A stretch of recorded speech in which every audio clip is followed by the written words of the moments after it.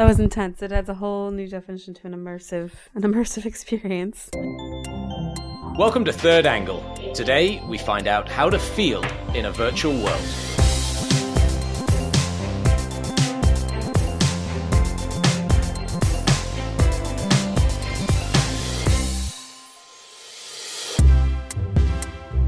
I'm your host, Paul Hames from industrial software company PTC.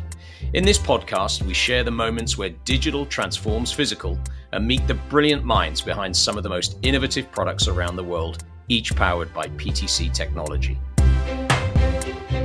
From meetings on Zoom to the promise of the Metaverse, the time we spend in virtual worlds is only set to increase. But to feel truly immersed in that world, we need more than sight and sound. We need to feel. Actronika is a haptics company, creating technology that recreates the sense of touch on the skin so we can literally feel what's happening on our TV and on our computer screens. Today, we're learning about a vest they've developed that's set to change the virtual reality experience forever. It's called Skinetic, and our producer, Rebecca Rosman, visited Actronika's HQ in Paris to learn more and test it out.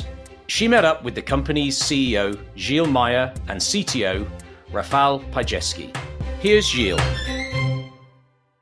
The biggest organ in the human body is skin.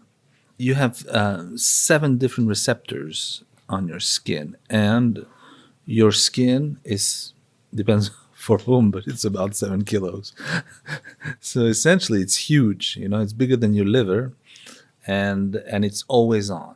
Not addressing it is totally impossible in any type of metaverse, of parallel world, that you would like to emulate. So this is what we're trying to do with the torso being essentially the largest part of your body after all, and this is where you have the most skin. So this is that's a must-have for any immersive experience. Haptics is all related to the sense of touch. And then if you think about the sense of touch, you have to think about the pressure applied to an object or to your skin, then the temperature, and then there is a third part, and what we consider the most important one is the vibrotactile, meaning that whenever you touch an object, you can tell if it's warm or cold, you can tell if it's hard or soft, but the actual fine quality of objects is complex. It's actually impossible to perceive unless you start sliding your fingers on the surface, and that's where the small vibrations are going to be created by your fingerprints. They will create these small vibrations that will give you the information about the quality of the surface, and you would immediately be able to tell if it's wood, metal, or something else, or plastic. And that's what we try to emulate with vibration, because we think that this part is one of the most important ones. In the next 10 years, most interfaces are going to be enriched by some kind of touch feeling, and then, smell, taste are going to come, and you're going to be totally immersed. This is essentially the direction of history. Things are going faster. We're able now to give a sense of touch that is pretty close to reality. Until now, we had a problem because the computation speeds were not optimal. So the touch is the sense on your body that is actually the fastest. So you needed to have response times that were under 10 milliseconds. And now we're able to do that, so we can incorporate that sense of touch into interfaces. This is what we call a technological demonstration. Basically, you would be in VR and some avatars will be circulating around you, shooting at you, throwing fireballs at you, so that you can get some different sensations, how they can feel different, which is the biggest selling point of Skinetic, is that you can actually make difference between different gunshots and fireballs and lasers, which is not necessarily the case for what you have on the market right now. So I have no reason to be scared. Just gun bomb. This is also important to know that it doesn't hurt. This is how we imagine the fireball to feel like. But eventually a game developer can think of something else. We also strongly believe that eventually there'll be people specializing in that, like audio designers. They will just become haptic designers. Along with the audio, they will design the haptic experience. It will become a part of a design process. Okay. All right, I'm gonna try this on.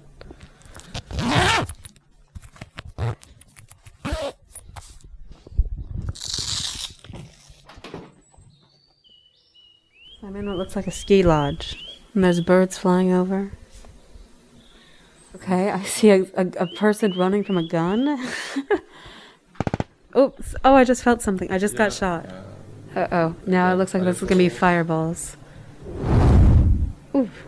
You kind of feel it go around. I feel it on my back, yeah. Yeah, it means that there's one behind you. You don't even see it, but you know it's there because you got shot from behind. Right now we have wind. Now it's hailing. The speed is getting faster and faster. Oh, and this is... Is this an explosion? This is the last one. Oh, but great. Oh my gosh. Propagating. I can almost feel a heat, and I know there's no actual heat coming, but it's my brain is doing something. Yeah. Wow. That was an experience.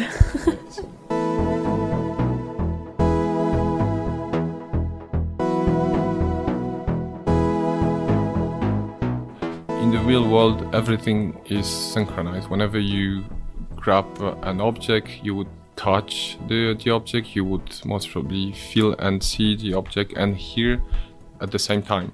If you want to provide that immersive experience in the virtual world, you have to be able to do the same, because your brain has been trained for the whole life outside of VR. So if you expect your brain to be tricked into thinking that it's a new reality, you need to respect the same laws, and the law would be that synchronization of visual, sound and haptics.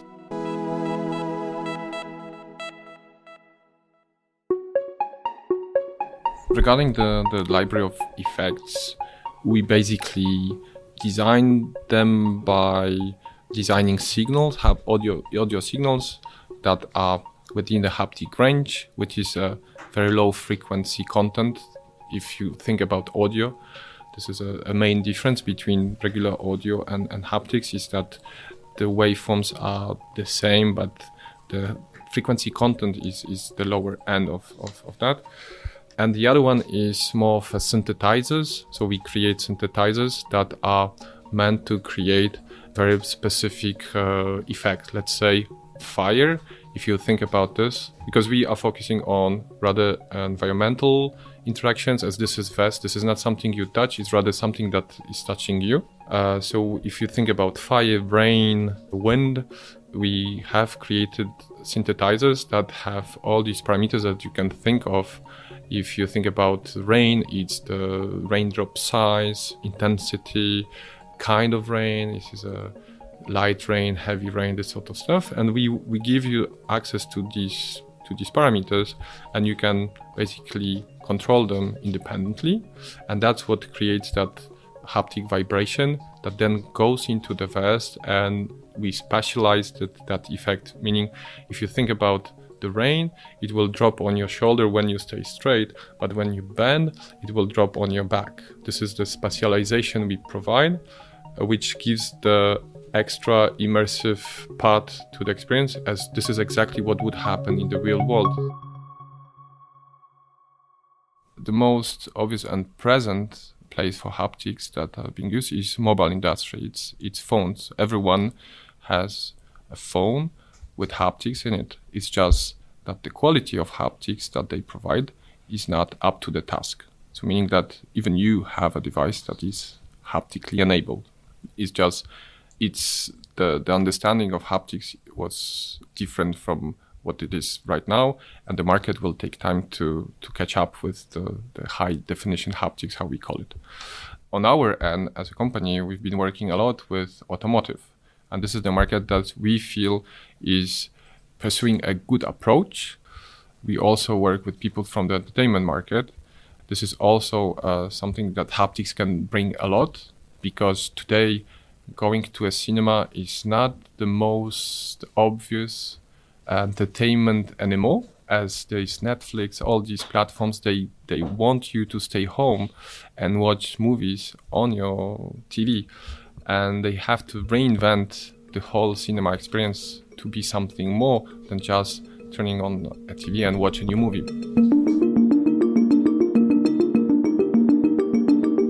So the next one that I can show you is cinema-like experience. This is something we mentioned. So you don't need a headset, but you will be able to experience an enhanced watching movie experience. So I will just set it up. You can keep the vest. So basically the haptic content has been designed is not simply filtering low end of existing audio, but being designed in the terms of the vibration and the spatialization. And we provide software that helps designers adding haptic component in the most seamless way and the most efficient way.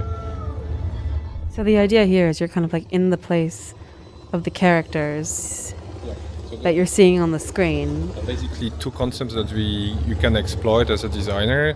It's a third-person view, meaning that you are a spectator or a character, and you'll see a bit of both in that sequence. Some as we haptize what you see on the screen, and some there'll be a huge chase scene at the end of that sequence, and this is more of a first person, so the character that is being chased by the creature.